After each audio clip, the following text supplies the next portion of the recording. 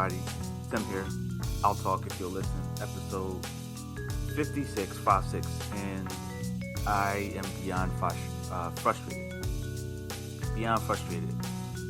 Recorded a whole episode probably about 3 weeks ago at this point.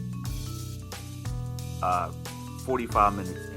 Done, edited, and I had 3 interviews, which you'll hear towards the end of the show here. But like you all are used to by now, I have a little time to talk about my thoughts and my feelings and how I feel about the current topic at hand, give you my thought process, my perception. Then we go into the interviews. Then, of course, we have an outro, and I'll say, see you later. I'll talk to you later. And usually a week or 2 goes by, next episode comes out. Recorded the whole episode, got a late start that night, and I ended up finishing recording the episode, editing the episode before plugging the interviews in. It was about 12:43 at night. And that next morning, I knew I had to get up early. So I said, hey, you know what? I will plug the interviews in tomorrow morning, and I'll put the episode out that Monday morning. And it didn't work out that way, and I'll talk about a little bit of that in a second. But just sitting down tonight going, hey, I'll go ahead and put this episode out. It's already done. It's already recorded. All I got to do is edit the interviews and plug the interviews in. And lo and behold, Audacity tells me that my episode is corrupted. So all of the work that I put in, I have to start from square one. And I'm sure you can imagine when you have all day to kind of get going, you procrastinate a little bit and you sit down and you say, okay, great. All I got to do is build the second half of the puzzle or the second half of the building, so to speak.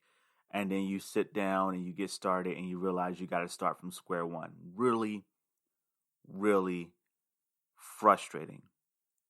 The good news is, though, I can catch you all up on a few things since I've recorded this initially. I can give you a little bit more insight into some of my thoughts and express them a bit more concisely. That's the good news. I was a little bit all over the place on my previous recording, so hopefully I can try to funnel those in a little bit clearer this time around. And of course, we can finally get these interviews out. And to my guests, to Rashid, to Charles, to Sam, I sincerely apologize for the delay. And hopefully this will be a one-off. And hopefully the interviews, I think, have aged really, really well. So hopefully they'll have the same impact today as they would have had if they dropped when they were supposed to drop. So that said, I do apologize. Bear with me. Don't beat me up. Don't find me. Don't murder me. I appreciate your patience, and as well as the rest of the audience, I appreciate your patience. So, what has happened in the last 3 weeks? Well, first things first, I had a birthday on the 9th, and I have a ton of people who reached out to me and said, happy birthday. I really do appreciate it. I had some people who reached out after the fact to wish me a happy belated. And birthdays in general for me aren't really a big deal. When I was younger, they were huge on my father's side of the family. He did a really good job to integrate me into the family. So for those of you who don't know, my mother and my father had split custody. And I would hang out with my father and my father's side of the family on a semi-regular basis. And I got to know mainly my cousins at or around my age, but a lot of different cousins and family members pretty much knew me as my father's child. They didn't really know me as Tim, if that makes sense. They kind of just knew me as Gardner's or Hakeem's, depending on if you use his given name or his Muslim name. They just knew me as his child. And it was a bit of an identity crisis. When you're in the shadow of such a great man, you kind of figure out, okay, who do these people want me to be? Do they want me to be Tim, or do they want me to be my father's son? And it took a really long time for me to realize that, hey, no matter who or what I am, I'll always be my father's son. So that was huge. That said, birthdays were a really, really big deal for my father's side of the family, not so much for my mother's side of the family. So after my father passed when I was 11 years old, every birthday I had after that, up until I believe I was 24. No, I believe I was 25 when my mother passed. So every birthday up until then was pretty much just another day. I mean, my mom occasionally got me something. Like one year, she got me like a shaver, like an electric razor. Another year, she got me like just simple things. You know, birthdays are just another day for me. So even if I could just get a text or a phone call that says "Happy Birthday," that's pretty big to me. It wasn't until I met a few of my other friends that were Scorpios in particular, but November Scorpios, who said, you know what, no, we're going to lock down the whole month. You know, we're not just going to celebrate for a week or a day. We're going to lock down the whole month. And then eventually I met other people who weren't Scorpios, but they had birthdays in November. And same deal there. They said, hey, you know what, we're going to lock down the whole month. So that's what I'm going to try to do. It's really tough during times like these with COVID and everything, but I'm going to try to have as much fun as I can. What makes it a little bit more difficult, and which was a huge impact when in regards to the delay of the show, is just dealing with a bit of mild depression. So just to fill everybody in who may not already know, obviously the current living situation has been a challenge during these COVID times, and that can come with it a lot of stress, especially with you and the person you live with, and more in particular, if there's a romantic relationship going on there. And there are just new challenges that you have to deal with, or maybe that get accelerated, that maybe you don't deal with until, I don't know, year 5 of living with each other, or year 10 of living with each other. You experience in year 2 of living with each other because of the current climate. You also have the presidential election, and I'm going to talk about that in a second.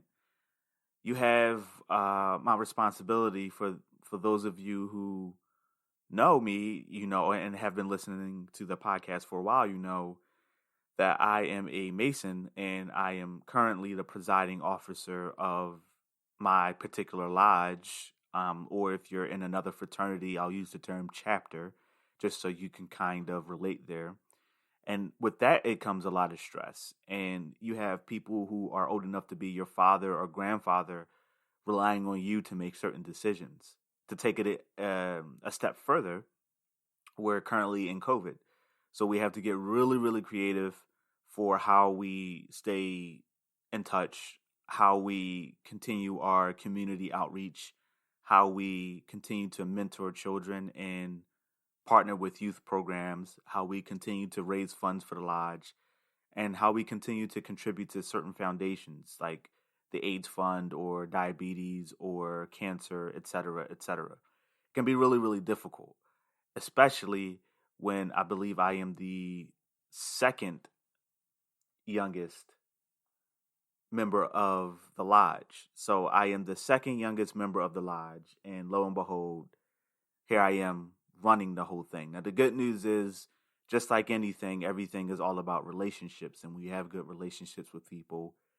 It makes it a little bit less stressful. But when you take that, you take work, you take your relationship, and you just take 2020 in and of itself, it really starts to kind of stack, so to speak, and it just kind of wears on you a little bit. And I find that for me in particular, especially when I start to get depressed, certain areas of my life really, really take off. They do really well, but other areas suffer.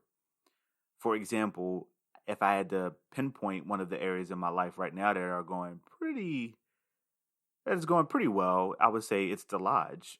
We are getting really creative. We have plans in place to continue what we do as Masons, and I'm really excited about it. And that's been, for the most part, been successful. But then, you know, work hasn't been bad, but it's just been stressful when you deal with a lot and you want to be as supportive to the team as you can be, and you don't want to let anybody down, but you also know that you are working with the odds stacked against you. It's really tough. You find yourself in a position where you don't want to complain about how much work is on your plate because you know everybody else, at least the people who are pulling their weight anyway, everybody else is dealing with the exact same thing that you are, if not worse. For example, I know my boss is busy and I know my boss takes on a lot of work, and a part of me feels like, hey, I can't complain because I know my boss is three times as busy than I am.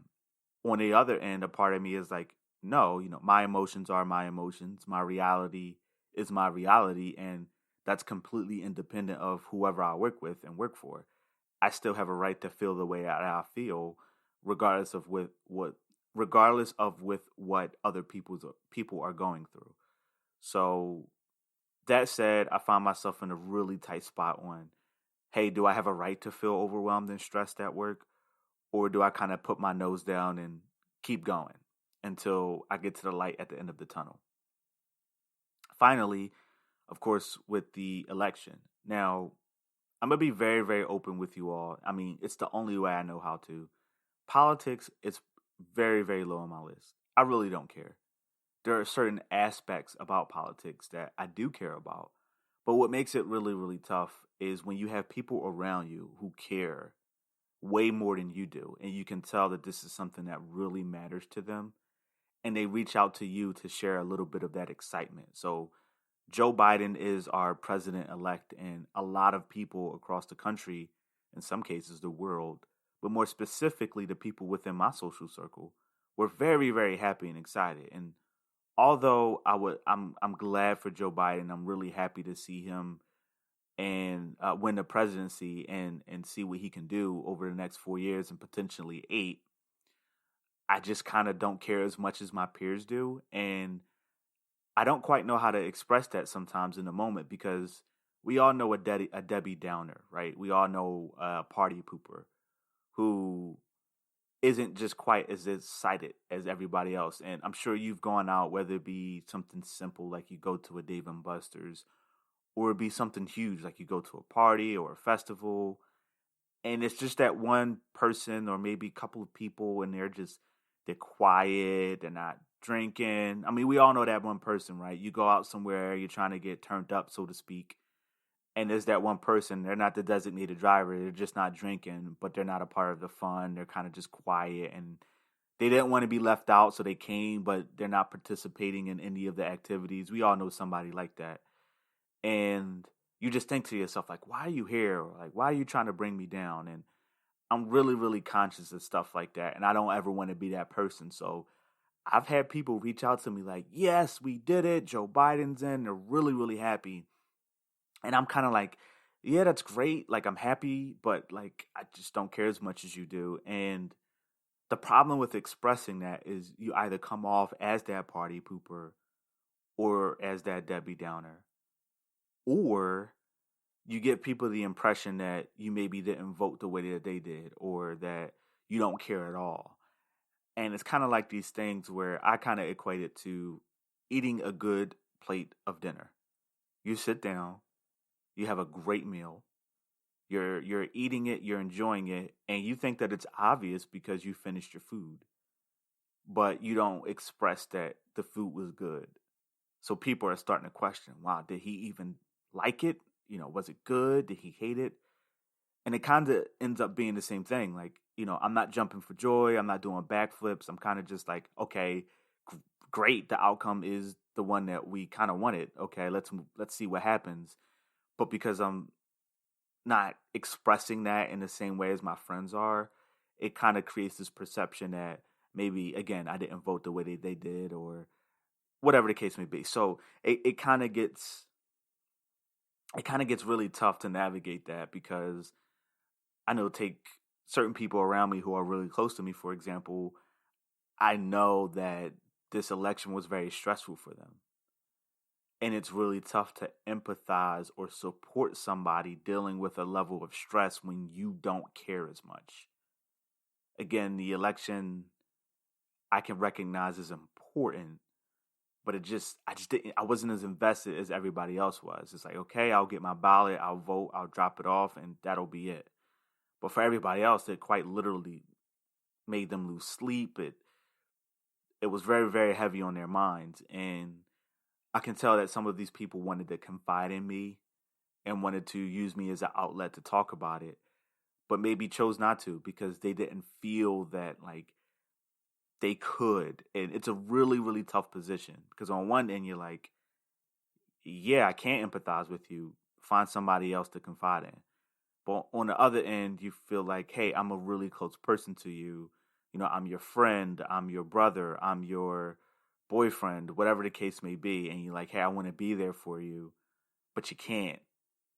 Um, so it's a really, really tough position to be in. So that's kind of what I've been dealing with. And the depression kind of seeps in just to put a cap on there. And then I'm going to roll on over to the show's topic. But the depression is probably the world's worst disease because what happens is depression makes you and convinces you that you don't want to do anything. It makes you not want to do anything. It convinces you that you don't want to do anything. And that feeds into the depression. I quite literally wanted to just, once I was done with work, turn my game on and just play my game. I've been playing a really cool game lately called Gears Tactics, and it's really, really cool. I really, really like it. I like all games like that, like the Gears Tactics, the Civilization Revolution, the XCOM type games. I really do enjoy them, and it was a great gaming in general was a wonderful outlet for me, and quite literally, that's all I wanted to do. I even hung out with my friend Amanda last week, and for a second, I kind of didn't want to do it, and she doesn't know this, and if she's still listening to the podcast, this will be her first time hearing it. So, hey, Amanda, I'm sorry. But for a period, I kind of didn't want to hang out with her. But because I've been through depression before, I was able to recognize, like, hey, I know I'm going to enjoy myself. I know I'm going to have a good time. And I know this is the cure for my depression. So I hung out with her. I had a good time. And it was slowly working its way towards an upswing. And I think I'm okay now. There are still a few other things that I'm kind of just dealing with, but and I know this is going to sound really weird. I'd rather deal with stress than with depression. You know what I mean? Like depression is like this pit of despair that gets deeper. You're in this hole, and the only tool you get to get out of the hole is a shovel. And the more you use that shovel, the deeper the hole gets. Stress is more like, for me, the competitor in me is like a challenge, kind of, where it's like, okay, how do I deal with this? I'm able to recognize it. Let me do some things to deal with it. So I'd rather deal with stress than with depression. But I feel like I'm on an upswing. I think this is proof of that. I'm actually recording the show, and hopefully this will kind of turn things around and go from there. So that said, I'm going to take a quick break. I'm going to gather my thoughts so we can talk about the show's topic, and I will see you on the other side of this break. I'll catch you in a bit. Hey, everybody. Thanks for helping me get some bills paid there. So, retail. Retail is a very powerful thing. And depending on who you ask, you'll get a completely different answer about retail. And luckily, I was able to find some people who were able to give some very objective thoughts and opinions about retail. And you'll be hearing from these guests later, and there's even a fourth guest that will be exclusive to the YouTube page. So I encourage you to go and check that out once that is available and posted. But I want to outline my experience on retail and how it shaped my perception of the humanity. And I know that seems a little dramatic, but trust me, I'll make it make sense. And just social interactions in general. So my first official job outside of any youth related or city-related program. I was 16 years old.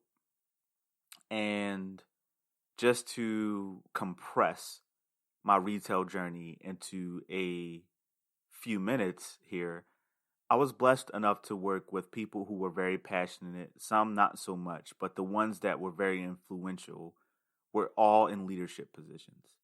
I've worked with some other people who I didn't directly answer to, but I worked with, and they left a very positive mark on me. But the majority of the people who viewed retail in a negative way were not necessarily, with maybe a few exceptions, in a leadership position. So in other words, I didn't really answer to them. I got hired at 16, so of course I'm a teenager. I'm very impressionable at this point.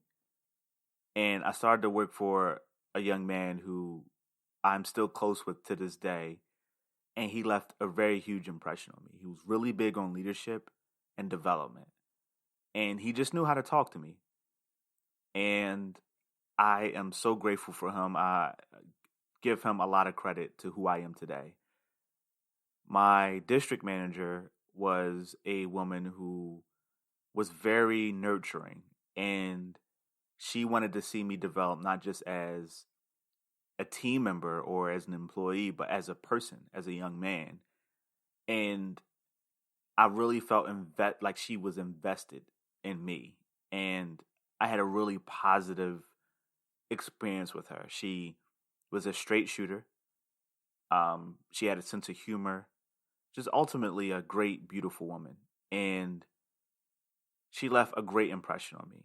And it really lets you know, like, hey, you ever had that one friend or coworker or family member where everybody else kind of like feels, generally speaking, the same way you do because they know this person the same way you do, but then you get that person who doesn't know them like you do and they kind of talk crap about them. You're kind of like, you don't realize this, but you're kind of only really being treated this way because you deserve it.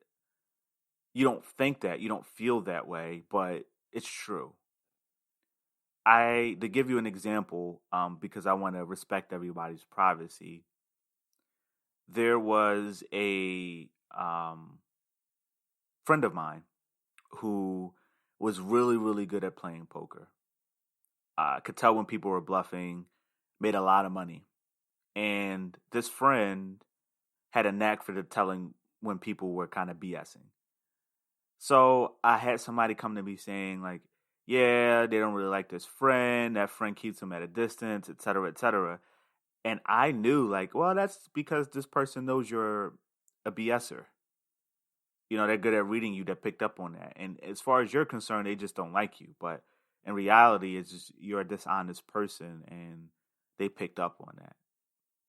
That was what this district manager was like. This district manager had a great BS radar, a great BS meter, and knew how to, for the most part, and of course everybody's human. We all drop the ball every now and again, but for the most part had a pretty good read on the good apples and the bad apples. And this, again, district manager was really, really huge in my development, not only as a worker, but as an employee. And then I got transferred to work underneath another district manager, and he was a huge influence on me as well because he was all about talent development, and he was the one that really started getting me into reading leadership books. My previous district manager recommended some, and I kind of dabbled with her, but it wasn't until that district manager that I saw the true value. And it kind of gets to the point where like, wow, these people are really invested in who I am as a person. And this second district manager, I'll never forget this, and I'm sure a ton of you have already heard me say it, but he was the one that taught me you don't work for a company, you work for people. And it kind of got me to realize everyone's view on retail, if it's not an objective viewpoint, it's purely based off of the people that they work with. If they work with some awesome people and had a great time, even if they quit and left for something else, they'll have almost nothing but positive things to say about retail. The only other thing that they might say negatively is how much they get paid or maybe the benefits or the hours that they worked. If somebody worked with a bunch of crappy people, a bunch of negative Nancy's, so to speak, that person will have an opposite opinion. But I think the select few, and I like to think I got some of those people on the line to interview, a select few feel like, hey, I can look at retail objectively for what it is. Like me personally, the reason I got out of retail is I love the company I worked for. I just hated retail. And a lot of people look at me like, well, hey, Tim, what does that mean? Well, I can love my home. I can love the work that I put into my home. I can love my garden out front or out back. I can love the porch that I remodeled. I can love the pavement that I repaved. But I can hate the fact that I live in the suburbs, or I can hate the fact that I live in the inner city. I can hate the fact that I live in a rural area with no cell phone service. I can love my house, but I can hate the area. And I felt the same way about retail. I loved the company I worked for. I had a great relationship with almost everyone that I crossed paths with. But I hated retail. I hated the not being able to really spend time with my family on Thanksgiving or just relax because I knew I had to be up at 3 in the morning to get to the store and prep for a sale. I hated the fact that some people who shop at your stores feel entitled and they treat you like less than a dog. And to them, you're just a servant who needs to kiss their feet. I hated the fact that it was such a profit-driven business that certain things got overlooked in areas for just to make a profit, and because that's what retail is. I hated the long nights that I stayed in the store. In some cases, went home, got an hour's worth of rest to come back because retail required so much work to get done. I hated that. And honestly, the biggest factor was curiosity. I was so curious on all of the skills that I've learned, in particular with those first two district managers, and what was transferable, what was a durable skill, what was a transferable skill, what could I bring over to different areas. I've only ever worked retail. I was at the same company for over 10 years. I didn't know what else I was good at. How many of us know someone in the military? They're really good at what they do in the military, and they have a tough time, transferring into a civilian life because maybe the job that they did in the military isn't available as a civilian. How many people do we know who were working for a particular company or a particular field for 20 years and they got laid off, or that business went out of business and now they have to start back at square one? I started to feel a little bit the same way. I'm like, hey, I've been doing this for 10 years. What else am I good at? And I decided to leave. There's a little bit more to that. Maybe we can save that for a different episode. But all that to say this, the skills that I learned in the retail environment were invaluable. I liken it to my experience in ROTC in high school, where I learned valuable core attributes that helped develop me as a young man. Retail did very much the same thing, especially because I had the benefit of working with who I worked with. I had people see something in me and take me underneath their wing. And I had the luxury and benefit of working there at 16 all the way up until 26 years old. Because you and I both know the older you are, the more difficult it is to... It's really, really tough. When you're younger, you're like, I know everything. I don't need these old people telling me anything. But you got time for those people to make an impression on you. When you're older, those impressions already came and went, and you kind of think you got life figured out already. So I had the luxury of having youth on my side, so to speak. And I was able to learn a lot of valuable attributes, some of which help me today, even in my relationship. Patience, tolerance, understanding, more importantly, communication skills were developed and honed in the retail environment. I encourage everybody to work retail. If it was up to me, it would be mandatory for like a college degree or a high school diploma for you to work at least one holiday season in retail. So that way you can become a little bit more aware of not only who you are and how you are when you go into stores and you make purchases, but it also can help to hone those communication skills, those interpersonal skills, those skills of compassion, those skills of understanding and empathy. Really, really, really invaluable skills. So, with that said, I'm going to take a small break and then we're going to roll right into our set of interviews. And I'll give you a little bit more info about them right after this. Hey, everybody, welcome back. So, without further delay, let's get this thing rolling. So, our first guest is a friend of mine. I've known him for quite a bit, and we've been in the jungle together, so to speak. He and I worked for the same company and, in particular, at the same store, and we had a very peculiar retail experience. I think it helped in a lot of different ways, and it may have hurt in some other ways. But I'll let Sam tell you all about it. Here's Sam. Here's us just talking, and hopefully you'll enjoy this interview as much as I did. Hey, gang, welcome back. Another episode, another week, and finally another interview. I know it's been a bit, but trust me, it was worth the wait. I had to get a really juicy topic, and with juicy topics comes good interview guests. So this time around, I have another good friend of mine, a friend I've known for at least half a decade now, I want to say. We have my good friend Sam. Hey, Sam, how are you, sir? Hey, it's going well. How are you? I'm great, man. I'm always excited when I get to speak to old friends, especially you. We have some pretty good moments in our history. Fun fact for everyone who's listening, if you're from the Philadelphia area, you may know about a really awesome place called Federal Donuts. I am a tourist in my own city. I don't get out much. And Sam took me to my first Federal Donuts lunch, and it was amazing. So thank you for that, Sam. No problem. That place is great. So, like our experience at Federal Donuts, when we worked together in our previous role at a specialty video game retailer, we had a lot of fun, a lot of experience, and I know everyone's experience is unique to them. I'm a big fan of you don't work for a company, you work for people, and at the end of the day, you deal with people, and your experience could be based on that. So the first thing I want to key in on is the retail industry as a whole, and then we can get into some specifics as the conversation moves forward. But in general, retail is a very grueling experience for a lot of people, but I think there are some pros as well.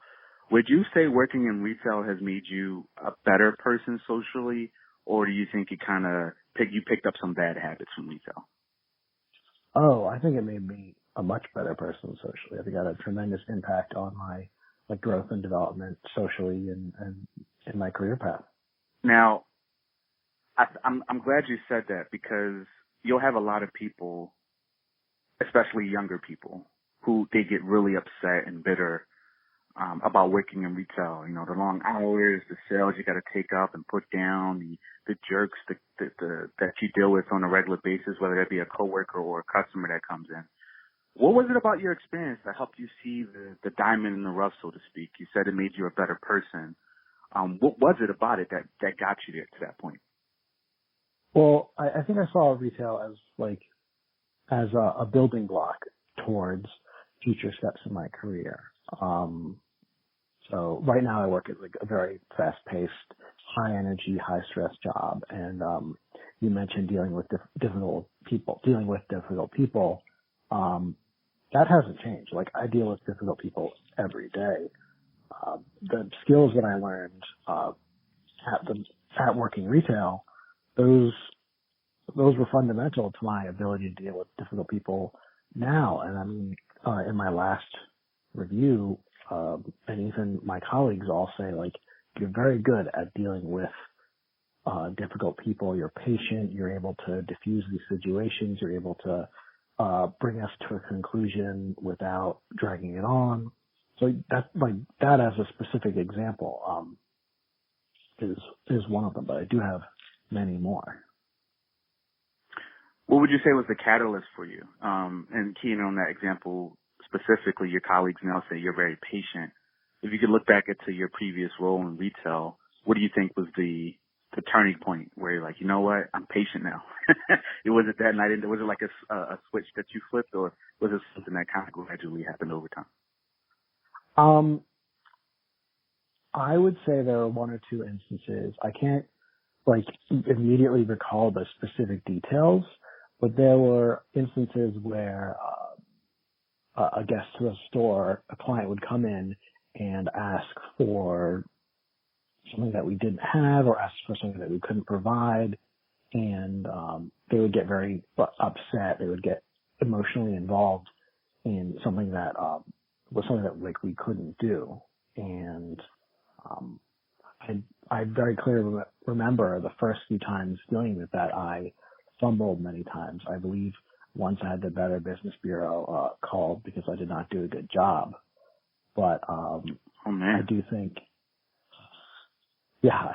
that learning from that, I was much more able to pull back, not kind of become emotionally invested in dealing with someone who was being challenging, and able to approach it in logical steps, how to diffuse a situation, how to engage on the goal, and either effectively explain why something couldn't be done and leave it at that, or find a new solution that would work for both of us.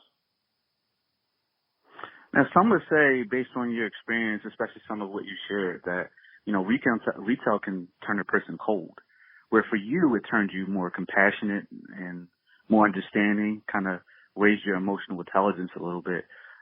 Looking at other people, whether it be peers that worked in the same industry that you did, or maybe someone that you know personally in your personal circle of friends and family, what do you think it was about your experience that helped you see the positive side of it, of becoming more emotionally intelligent and more compassionate, versus some of your peers or friends who maybe turned a little bit cold and are like, you're not a person that I'm helping, you're kind of just, quote unquote, a customer? I think understanding that some of these universal skills that I think are more apparent working in retail, that is dealing with difficult people, explaining difficult technical information simply, interacting with people from different backgrounds. These are all skills that you'll find in any job, that you'll need in any job. These are all skills that I continue to use every day. And once I understood them, it became more of there's really no difference. I'm going to have to master this now, or I will continue to struggle with it later. And once I mastered it, that's when things got a lot easier. At what point in your current career, your current line of work, did you look back and appreciate retail? Or was it right away? For me, for example, when I speak to a lot of my old coworkers, it sometimes takes years after they leave retail, and they look back and go, you know what, I'm really glad I did that. But for me, it was almost immediate, even more so during retail. I found the value, I saw the value in working it. There were certain aspects that I hated, of course, like anything. I love fruit, but plums aren't too great, so like anything, you can kind of dislike a certain area of something that you're comfortable with. But, for you, was it immediate as soon as you left the retail industry? Was it oh, I'm glad I did that? Or did it take a certain point in your current line of work for you to look back and be appreciative? No, it was immediate. I think within the first, the day of the next job that I had, I recognized the skills that I built up working retail were essential. I'm going to go to another example that I said before, which was explaining technical information very simply. That was something that I remember working retail. We had active trainings on. It wasn't just something that you would pick up on the job, but we would sit down and discuss how do you explain to a customer that what console is best for them without getting into technical details too much, or why they can't use a certain thing. That's something, while I'm not selling consoles anymore, that's something that I'm still using daily, just the ability to simplify information be goal object oriented to ensure that the information gets across. I think that's huge, Sam. It really is. You and I are in similar lines of work. I would just say at different points. I'm more of the conceptual stage. I think you're more of the execution/application stage of things. But I think you made a really good point. The key takeaway there for me is being able to explain something really, really complicated, but in a simple way. But more importantly, not making a person that you're explaining it to feel silly. You hit the nail on the head. I can't tell you how many parents who are so detached from the video game world, or that person who says, hey, the last game I played was Crash Bandicoot on PlayStation 2. Can you tell me about this? I mean, at the time we were kind of in the PlayStation 4, Xbox One era when that was kind of starting to roll out and everything. And, you know, we had to tell this person who was collecting fruit on Crash Bandicoot 2 on PlayStation 2, you know, what an Xbox Connect is and try to do it in a way where it doesn't make them feel silly.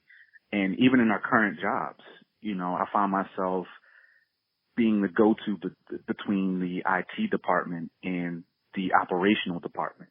And I have to take what operations wants and translate it to ones and zeros to the IT team. And when the IT team comes back with feedback, I have to translate it into English for the operations team. And that's not saying that anyone is silly or dumb or can't comprehend certain things, but to your point, just picking that skill up and knowing, hey, you may not know what this is. More specifically, I remember when I didn't know what it was and how it needed to be explained to me. Let me go ahead and try to explain it to you, and retail can definitely do that. Now, I'm going to play devil's advocate a little bit for you, Sam, because not everybody feels the same way about retail like you and I do. So I got one final phase of questions for you, and this is kind of focusing on maybe the not so savory side of retail. Now, you do get a lot of people come in who have never worked retail, and those valuable traits that maybe they would pick up in retail, they haven't gotten yet. So they come off a little entitled, maybe a little snobbish, and they can come off flat out rude.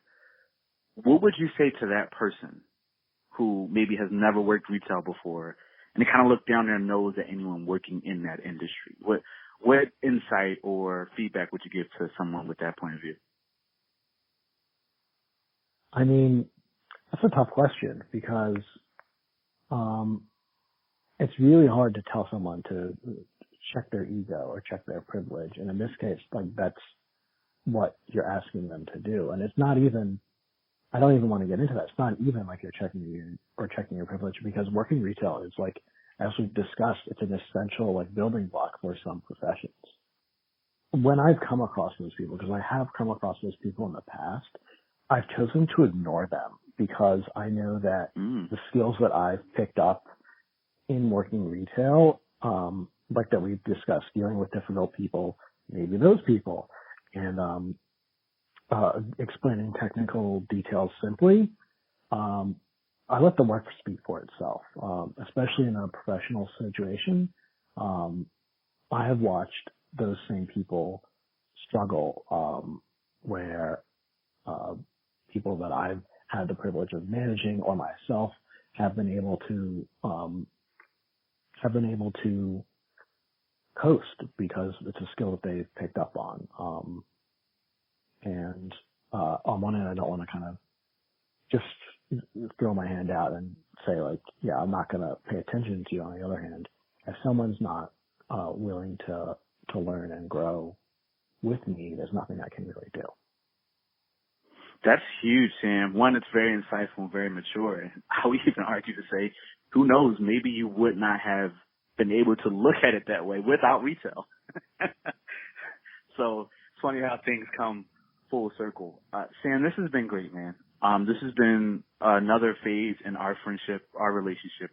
But more importantly, I'm glad you could come on to talk about this topic a little bit more. I know this is something that clearly you're very passionate about. And also, I like to use my show as a platform to just peel back the curtain, so to speak, give people a little bit more insight to maybe something that they would otherwise have never been exposed to. And I think you did a good job of peeling back the onion so that way people can get a whiff, so to speak.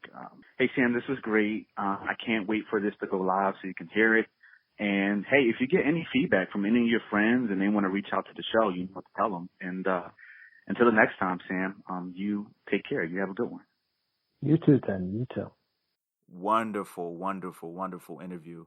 One of my favorites. Sam and I are always able to pick up without missing a beat. I think the last time I spoke to Sam outside of the occasional text was sometime last year when he was in the neighborhood, and that was it. And then lo and behold, Sam reaches out to me and we just have a conversation, and it felt like we just talked to each other the day before.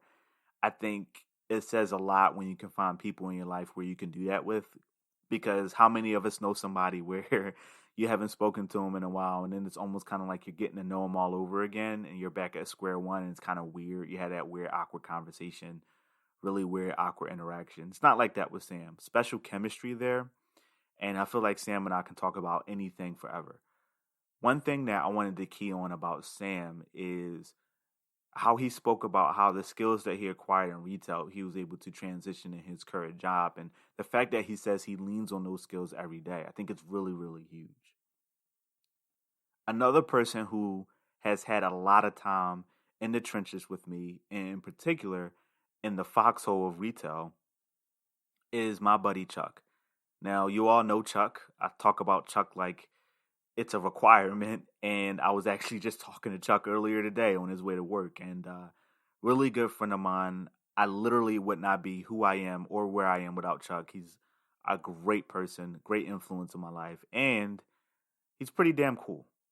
And he has a lot to say about retail, and we had a very intriguing conversation, and even spoke about some similarities between retail and college. Check this out. Let me know what you think. Hey, everybody. Thanks for sticking around through that first interview. This interview is especially special because I have one of my closest friends, brother from another mother on, and you all have heard me mention his name several times in several different episodes. He'll always be an important part of my life, an important part of this show. We have the one and only Charles, a.k.a. Chuck. Hey, Chuck. How you doing, brother? I feel like this is the part where you edit in applause and everybody's like, yeah! While somebody in the crowd like, boo. The person booing will probably be from North Philly. Oh, of course. See, look, I was about to, we on the interview.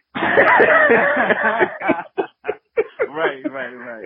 Anybody from down north, and yes, down north. Down north. Two F's at the end, down north.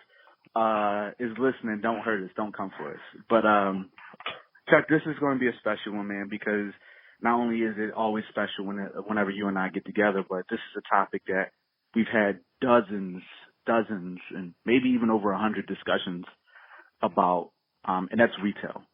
Mm-hmm. The reason that it was so important for me to have you on to talk about this topic is you and I met in our, when we were working in retail for over 10 years ago at this point, and so long ago.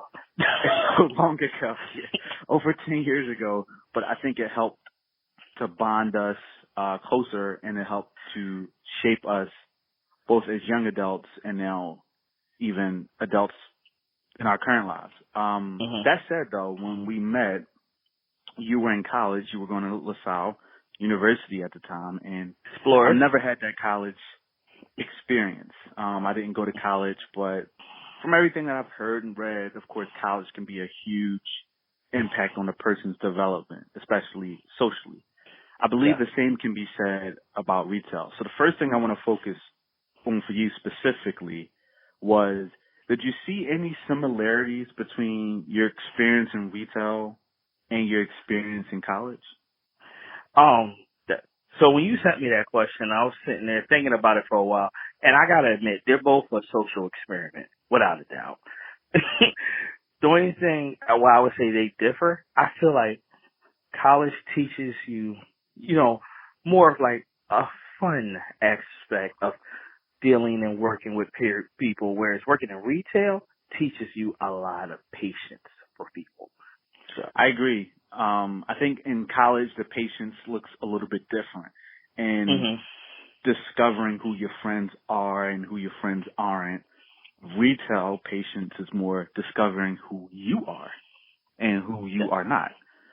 And I think that's really essential. Now, do you think retail or college has had more of an impact on you in your current adult life? Which of the two played a greater role? In my current adult life, retail, from everything we just touched on, from the patience of dealing with people, trying to organize your time and your work better. Not saying you don't do that in college, but in college there's almost a little bit idea of unspoken leniency. Yes, it's the truth, like you're in college, you're supposed to be an adult, you're supposed to handle these things, but people are still more treating you with those kid gloves being in college. Whereas retail, this is a job, this is a career, this is a business. You must hit the expectations of the business, or else. It's almost like no midpoint. Definitely, I would say retail. Yeah, it's funny how that works, right? There's so much emphasis on both of those two areas, but just in different ways. They're viewed completely different in our society right now. You look at retail, it's purely looked at from a negative standpoint. I think with maybe the exception of a few people who actually still currently work in retail, or maybe some of the people that I've worked with, generally speaking, both from the people working in the industry and the people who have to deal with it from a consumer standpoint, retail primarily has a negative view. And outside of maybe how colleges and student loans work and how you got to pay, if you take all that out of it, college is overwhelmingly looked at as a positive thing. Like, go and reinforce your education, go and see what the life looks like outside of your city or state, and in some cases your country. Go and get a degree, go and pursue this. Hey, you're in high school, you definitely need to go ahead and, go to college and become a better person. And they seem to be, in my opinion, two sides of the same coin, but a lot of people don't want to look at them that way. Why do you think retail gets looked at with such like a negative point of view and college gets looked at with such this like big positive outlook? The difference for that from where I'm sitting is when you tell somebody that you're in college or you're going to college, everybody's like, oh man, you're trying to build something with your life. You're trying to make your life become something. You're trying to lay these building blocks so you could do something bigger and greater. Whereas you go like, oh, I worked at this retailer, I'm doing this, and they're like, oh, well, that's just for now. What's the plan? The retail is never given that big aspect of this can turn into the final plan, the final idea, which is wild because retail's only everywhere. And there's obviously some of the biggest people, with the biggest pockets in the game is through retail, like the Walton family, Walmart, but people don't think about it that way. That's crazy. That's a really good point. It's so funny, like retail can be a huge building block to success, but it oftentimes doesn't get looked that way. So I find it really, really funny to the point that you just made, if someone can look at college and go, hey, this is a necessary building block for who you are as a person. But it takes for someone to actually work in retail and go through it to see the value in it. Now, you're very familiar with the college system and how it works in the sense of how many credits you need, what type of classes you take, what counts as a extracurricular activity and what doesn't. And I'm sure you're aware of certain programs that took place in high school where you could get certain college credits by doing certain things in high school. Do you think people should get some sort of credit, whether it be in high school or college, if they worked in retail? Do you think it should kind of be along the lines of maybe community service or maybe, I don't know, similar to a college course? Do you think that would be worth entertaining? I think that would be, because I remember I had it in high school and I spoke to my soon-to-be nephew, and apparently they don't have it anymore. They used to have like a career day, not in the career day in the aspect of somebody comes in and explains their career to you. Like you go work at that career for a day or for a week, kind of like, because in college you have internships. And that's pretty much the same thing. An internship idea in high school would do nothing more than help you lay that groundwork for what you want to do, what you want to work in, and still give you some experience for you to put on your resume.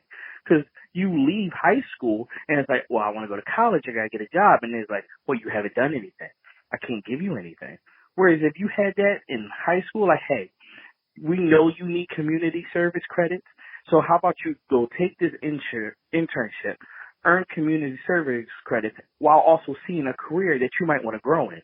I feel like that'd be insanely helpful. I think that would be next level, and it would really help to, as you said, lay a good framework, a good groundwork for generations to come, to say the least. Now, the cool thing about both retail and college is that we're drawing a lot of similarities here. Another cool similarity is you can get started at any time you want after a certain point in your life. So you can go to college at 40. You can go to college at 60. You can go to college at 80. Same deal in retail. You can start working at retail at 16 years old. You can start working in retail at 66 years old. In your opinion, as someone who spent a lot of time in retail and from someone who has gone to multiple colleges and participated in multiple collegiate programs, what would you say is the benefit at starting retail earlier sooner than later? And same for college. Are there any benefits for going to college? And just to preface the question here or add more context, after speaking with a lot of people, they said that they prefer to go to college later because they take it more seriously. It's their money. They're more conscious of their money that they're spending. They understand the importance of it. And they have more time to mature as a person. And they're going to college later versus other people I've spoken to say working in retail is better when you're younger because it can help build those certain social skills earlier on in your life. Would you agree with that, or do you have a bit of a twist or caveat to those scenarios? First off, I want to thank you for finding a real cool way to say that I was a professional student and I had a lot of jobs. Thank you. Let's just call it what it is. Now, from what I've seen, look, as someone that went to college and BS their whole first year of college, I don't think nobody necessarily goes into college in that perfect mindset. Yo, I'm here to build. I'm here to grow. It's more like I got away from mom. I want to have fun. So when you're more mature, when you're older, when you have dealt with a little, well, I'm going to say more of a serious real life, not true for everybody, but what I would think would be the majority, yeah, you take college more seriously. Yo, I need this. This is important. But the only problem with that, I say, is the social aspect. As seeing older people in college, and at a point being an older person in college, sometimes people are like, why are you here? What did you mess up? You shouldn't be here now. You should be past this. And it's weird because you can't relate like you once was. Yeah, we're all in college together. We're all having fun. But I got to go pay this. I got to go deal with this. I got to go take care of this. Whereas college is predominantly younger people. So being older in college, yeah, you take it more seriously because you now seen like a little level of life outside that, and you truly know how important this is. But at the same time, having a job early can also pull you away from some of the things that people traditionally do when they're younger. People running around having fun, and you're like, oh, I got to go to work. You miss a whole aspect of life there, too. Mm-hmm. So I think it kind of really depends on who you are. Because I'm not going to lie, working early definitely gives you a little bit more of a mature mindset to apply to things in college, without a doubt. Which is the lesser of two. Oh, I'm sorry, I didn't want to jump in there. No, that's fine. Is the lesser of two evils between the two? I truly think it's better to go to college straight out of high school, because another part there is you're in that school mainframe. You're sitting there like, you go to school, you do your homework. You go to school, you do your homework. When you take a break, then come back, it's like, man, I don't know if I could do this again. I don't know if I want to fall back in this And so you almost saying, I could stay with this job, I could do this way. So I truly feel like it's better to go to school instantly. That's really good feedback. You hit the nail on the head there as far as the mainframe of school. I can tell you now that if I have homework to do, the responsibilities and obligation of being an adult would almost always take priority. Even if it's a social one, like for example, I'm in a relationship, I know how important it is to spend time with your significant other, the one you're dating, the one you're living with, the one you're sharing a bed with. I know how important that is. So it's tough for me now at this point in this stage of my life to say, hey, I'm not going to do that right now because I have this paper due. Not to say that I wouldn't get the paper done. I'll still try to focus and get the paper done. But if I'm younger, I don't have to worry about that. You know, and that's one less thing. I don't have to worry about, oh, let me hurry up and get this done before the kids get out of school. Let me hurry up and get this done before the grocery store closes. Let me hurry up and get this done before the inspection guy comes by and looks at the house because I'm selling the house because I'm trying to move. Like, all these other things you won't have to worry about when you're younger. I do totally agree. Now, to loop back in the retail discussion, and I think this is so important, and this is something that may get overlooked from the outside looking in. Me personally, primarily, now I wouldn't admit this at the time, but primarily the biggest reason I didn't go to college is because I didn't have anybody on my back pushing me through. We talked about earlier how that was the status quo, and that's something that you want to do, and the culture around you kind of says, college, college, college, like go, go, go. I didn't really have many people in my social circle or familiar in my family to do that for me. I knew going to college was a quote unquote good thing, but I didn't have anybody really pushing me through. And I started working at 16 years old. I became a shift leader at 17 years old, and I got promoted to a full-time assistant manager at 18 years old. So I'm kind of at this point now where I'm making more money than all my peers. I got my own place because I had just moved out of my mom's at the time. I was working my way and getting a car, and I would have a car less than a year later. And I'm sitting here riding high. And then next thing you know, at about 21, 22, I'm a store manager. I'm making about $36,000 a year. And I'm taking a look at all my peers who are coming out of college. They're in debt. They're doing all these different things. And a part of me, I didn't regret working and being in that retail life and not going to college. I didn't necessarily regret that because I kind of felt, you know, in my own way, I went to college. I had the retail side of college.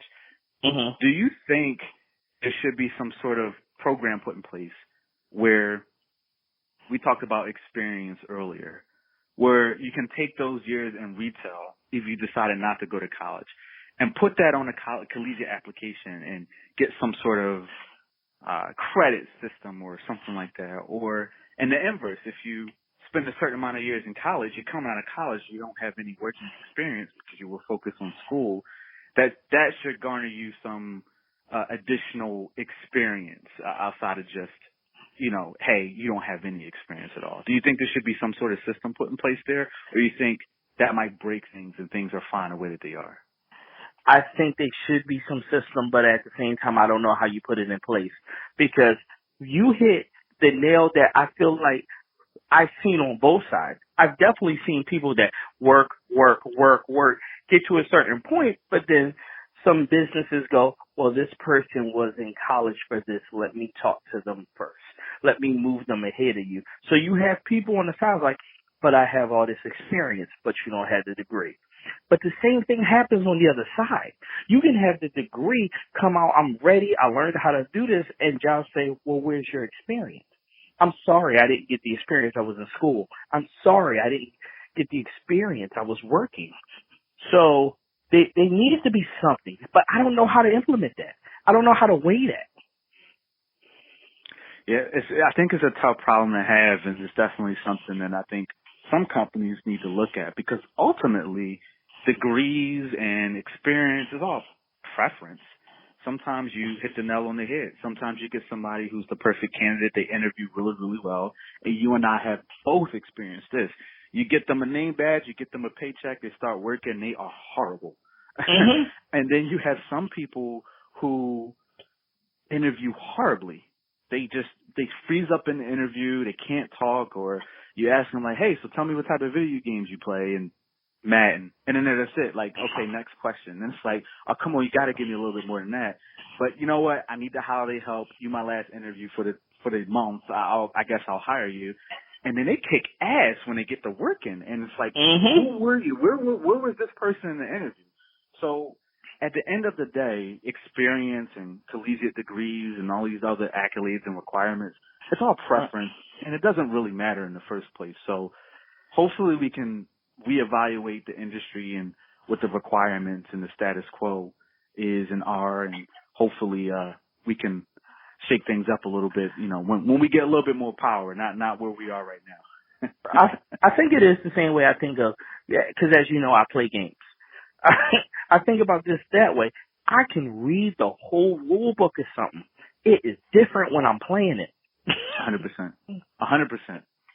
Same thing about driving. You could say the same thing about driving. I could read that driver's manual front to back, but go to Jersey and try to drive. They can't drive over there anyway. And for all my people who are in Jersey listening, I mean that. And if you live in Jersey, but you were born somewhere else, and you move to Jersey, you know exactly what I'm talking about.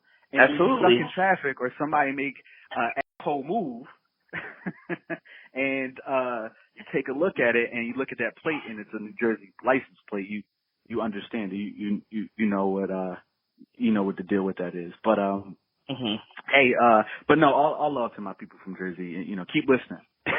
Keep listening. Don't stop listening. Let me give you 50, but I'm gonna need you to listen to this show though. I hate the way you drive, but I love you as people. So, that said, Chuck, I think this has been great, and you know how you and I get when we get together. This could go on for hours and hours and hours. But let's cut it short here. I'm doing the same thing. I'm like, answer the question, come back to topic. Don't go off topic. Well, it's hard. It's really, really hard. We have so much fun when we get together and talk. But before I let you go, Chuck, I'm really appreciative of having you on the show. Do you have anything going on maybe right now that you want to let everybody know about? All I do is work on this wedding. That's all I do. But I got friends with podcasts that I think you should listen to. Hit up I Talk If You Listen. Hit up Nerd Coalition. I got friends that are trying to become budding rappers.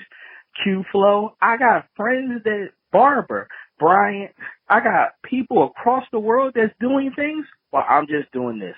So hit them up. Reach out to them.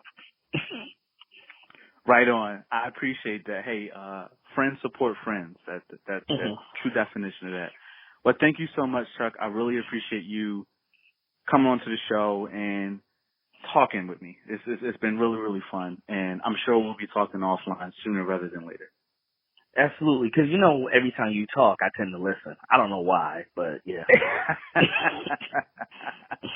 You're the GOAT, sir. I appreciate that. Yeah, I'm the pun guy. It's cool, though. Awesome interview with Chuck. We always have a good time. Chuck and I need our own show. I think if we weren't so busy and we didn't have opposite work schedules, we would have probably have found a way to do that already. And as you heard towards the end of Chuck's interview, he is involved in other podcasts, and we probably just wouldn't be able to make the time. But in the perfect world, Chuck and I would have a show together, and I'm sure it would be amazing. This next guest is really, really fun, and another person that I had the opportunity to work with. And I think what set this person apart from everybody else is just his enthusiasm. It's unwavering, and it was such a pleasant interaction, and I really can't wait for you to hear from this next guest. The next person is Rashid, and Rashid has the unique superpower of happiness. Hopefully some of his happiness can rub off on you, especially with what he has to say about dealing with difficult customers. Check this out. Hey gang, a pretty heavy week this episode, a pretty heavy schedule. This is my fourth interview of 5 and I'm really excited to have this person on.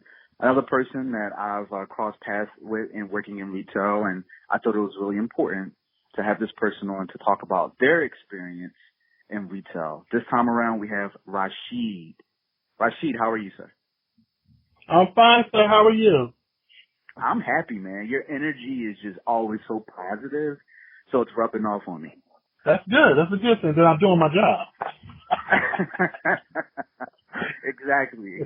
So, a big reason I wanted to get you on the show, Rashid, aside from you just working in retail, working in multiple locations, multiple different, companies, and everybody's experience is different, is in general, one of the first things I notice about you is you're just generally an energetic, happy person. And sometimes when you put people like that in an environment, they're gonna thrive no matter what. They could be, not to knock, sewage workers, but they could be working sewage and they're just gonna be as happy as can be.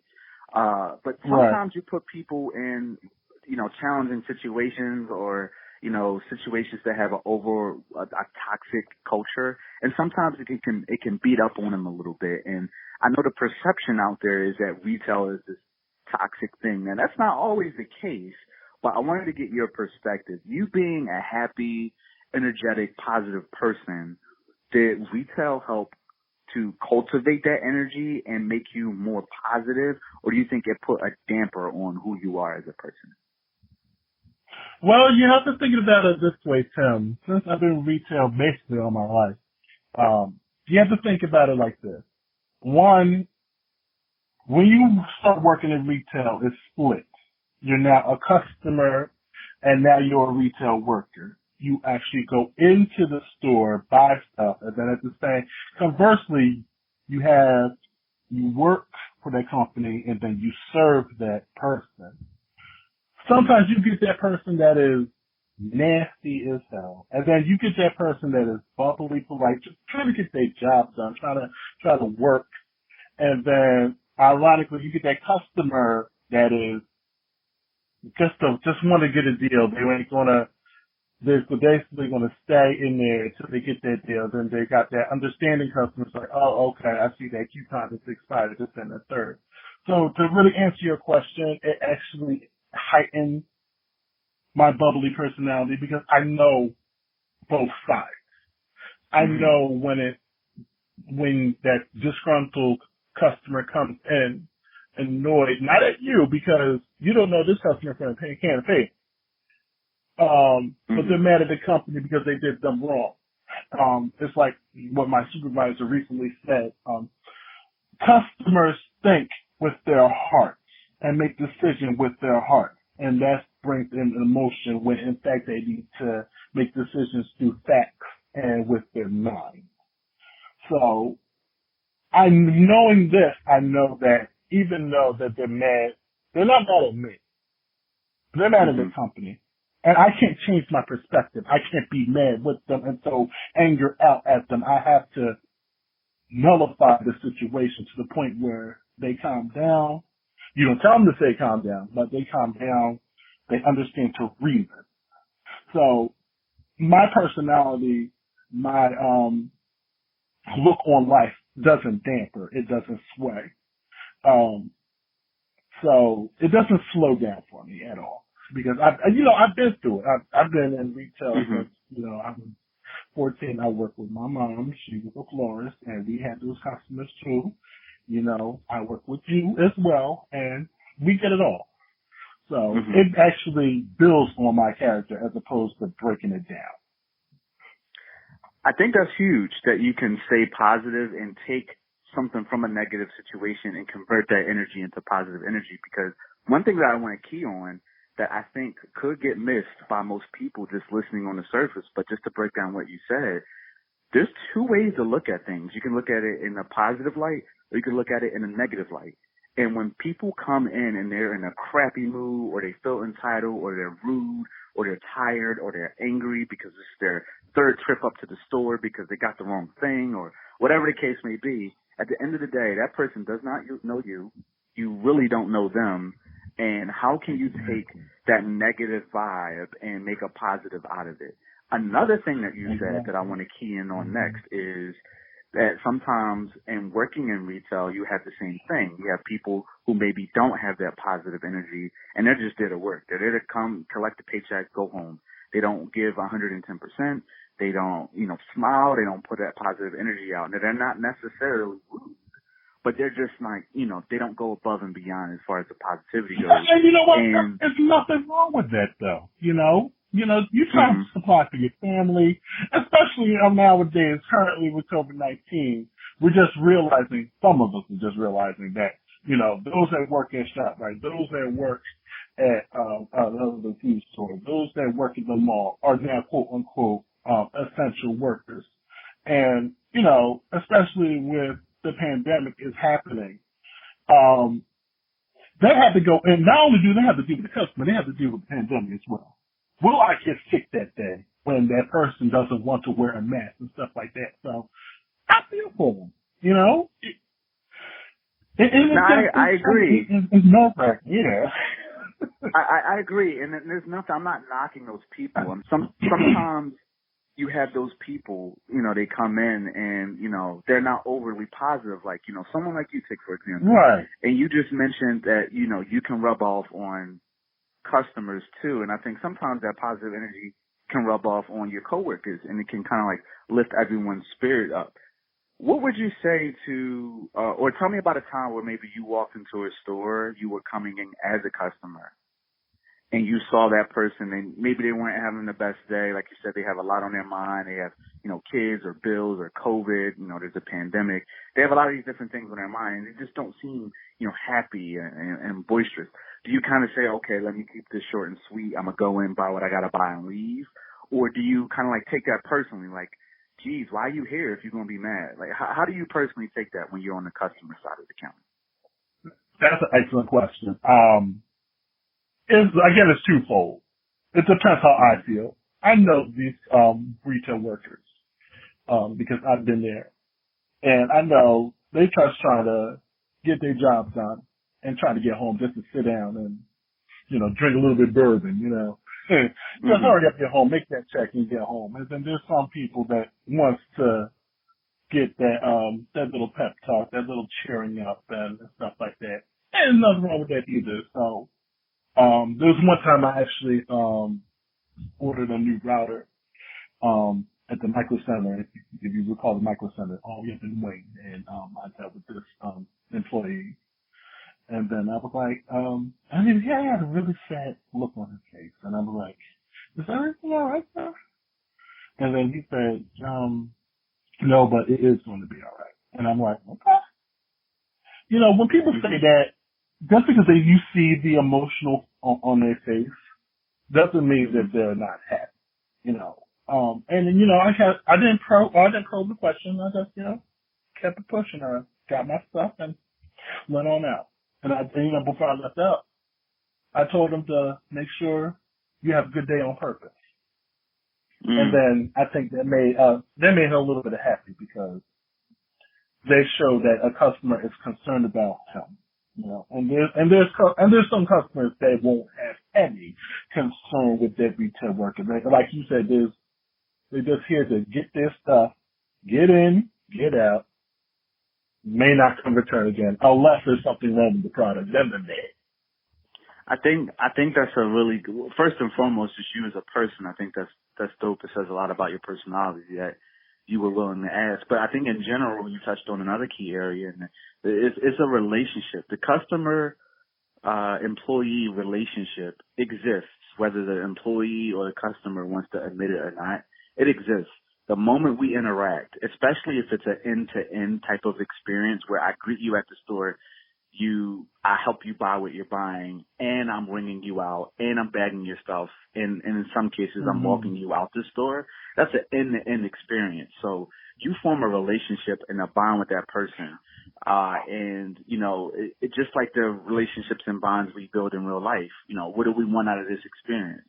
Do we just want to be in and out of the store? Do we want to make a new, you know what, you my guy. Next time I come back here, you my guy, you my girl. I'm going to come and see you. Or, you know what, I'm only going to come in here when, it's tough to deal with that. And it kind of changes your outlook on how you view personal interaction. Based on your experience, in retail and all of your experience that you've dealt with so many different types of people, would you say your outlook on life has changed because of retail, or do you think it just relatively stayed the same? It heightened a little bit, but ultimately it relatively stays the same. You know, it didn't go down. Mm-hmm. Sometimes in life you just gotta keep it pushing for the canvas. You know, you just gotta keep pushing. There are going to be some negative people out there, but you can't let them stop you. You have to keep pushing. You know, and if it bothers you, make sure you tell somebody. You know, specifically in the Black community, I noticed that a lot of people hold their anger in sometimes. There's a few people that won't seek professional help. And especially with retail, it's toxic, as you said, when customers yelling at you and another person yelling at you, this, that, and third, your boss yelling at you, and you hold that stuff in, it's not healthy at all. So talk to a friend, talk to your mom, talk to your dad, talk to a therapist, talk to a psychologist. Detox. You have to. The reason why I stay so firm is that I have to detox. It's important to do so, because if I don't detox, then not only will my personality deteriorate, but my general health will deteriorate, and that's something I cannot have. I agree. I actually spoke a little bit about that on the last episode about how important health is, and health doesn't always just apply to physical health. It's mental health, it's spiritual health, it's emotional health, et cetera, et cetera. And you're right, the detoxification process is really, really important. For some people, it's taking a walk or a drive after work. For others, it's having a glass of bourbon and a glass of wine after work. For others, it's sitting down in front of the game or your favorite TV show. It's knitting that sweater, it's reading that book. Everybody's detoxification process is a little bit different. So I'm really happy that you touched on that, and hopefully everybody who is listening right now can put a little bit more effort into their detoxification process. Now, moreover, Tim, if you mind cutting me off, I'm sorry to cut you off, but moreover, you know, I see a lot of companies starting to realize this, like different major corporations like Aetna and then attorneys. They have what they call mental health days, where they have a few days each month, and the person will call up, but they say, I'm not sick, but I'm taking a mental health day. So I take, businesses, corporations, more and more corporations, even though this is basically a new thing, which it should be anyway. It should have been done years ago. Corporations need to start realizing that and start giving that to the employee. Especially in retail, one day out of the month, I need to take a mental health day. I need to clear my mind. I need to go to a therapist. I need to talk to a friend and take that whole day off and still get paid for it. So I'm sorry for sidetracking on that, but in the world of mental health, I think that's very important, especially in retail. It's extremely important. I think, unfortunately, a lot of people are a byproduct of the circumstance or a byproduct of the culture, and it becomes a certain situation where I saw the funniest thing, and the reason it was so funny is because it hit home for me, because I worked with people like this in both my current role and also in my previous role in different companies. But I saw this post online that said, you got to be a special type of psychopath to work in the call center and be mad when the phone rings. I thought that was hilarious. Because there's so many things, just to break that down with you a little bit, and then I'll let you go. There's so many things true and funny about that statement. It's true that we find ourselves working in fields that we don't enjoy, but it's how do we cope with that? And just to loop everything back in, I think that detoxification process that you talked about, those mental health days, those talking to a therapist, your family members, your friends, a counselor, your partner, whoever you're with, things like that are really important. For some people, it's the bartender or it's the Uber driver, because, you may never ever see this person again, so you can kind of put everything out on Front Street because they don't know you. So find somebody to talk to. Right, and that's another thing too. It's like one of my friends said in their chat, they was like, they feel for the not only the retail workers, but those that work for the food industry, especially during the summertime with COVID-19. They working in all this heat, gotta wear a mask, gotta work with these disgruntled customers, just to find out they only get like a $5 tip when it's supposed to be 18 and more percent. To me, it's supposed to be a quarter. But and then, with us working in retail, we get our check. But those that work for the food retail, specifically waiters, they depend on tips. I hate to say, but they still depend on tips, which is a shame. They should be getting more, but I'm not going to go into full detail with that. But they should be getting more. But they have to stay happy all the time. They have to have a good aspect of life and work with these customers to get that tip. So it's all around that, not only for retail, but food industry. Anything you have to do with the customer, this is where the detox process begins once you have that detox process.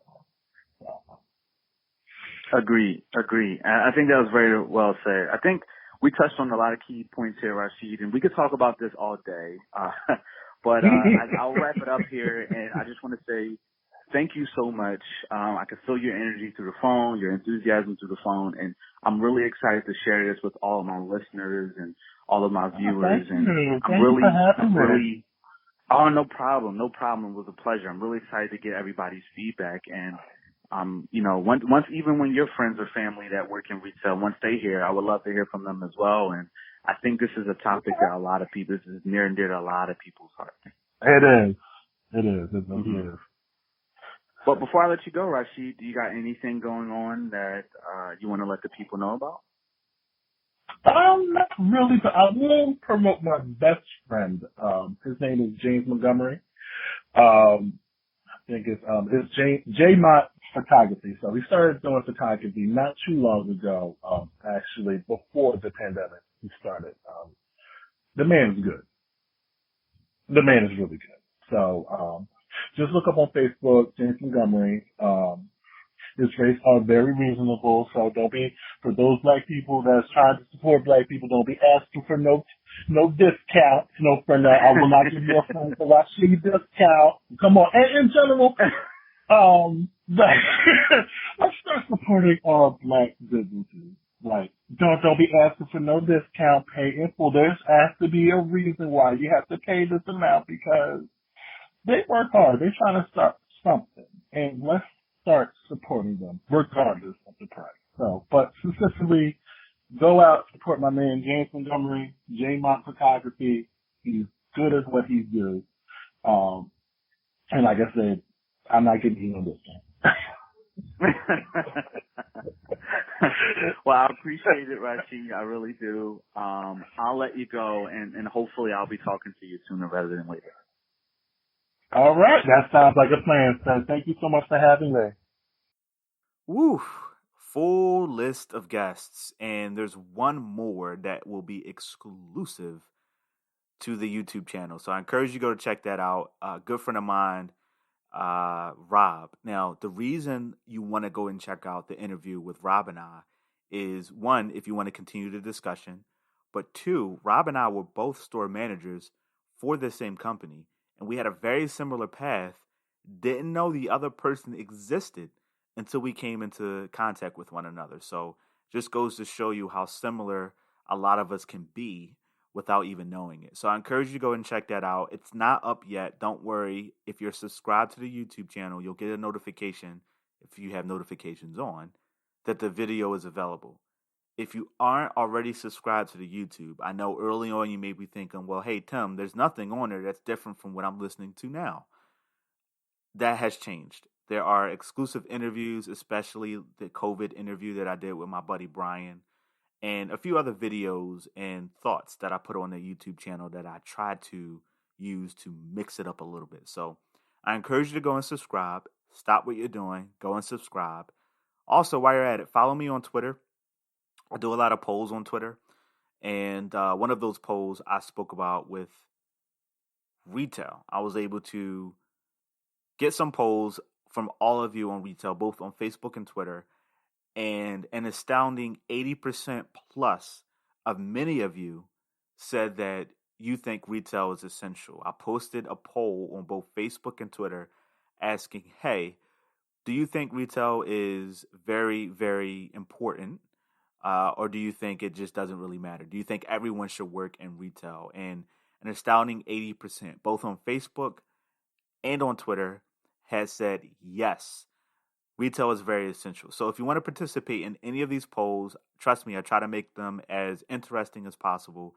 If you follow me on Twitter or Instagram, please, please, please participate. If you follow me on, or subscribe rather, on YouTube, I do post some information on YouTube as well. So I try to mix it up. I try to increase the engagement when and where I can.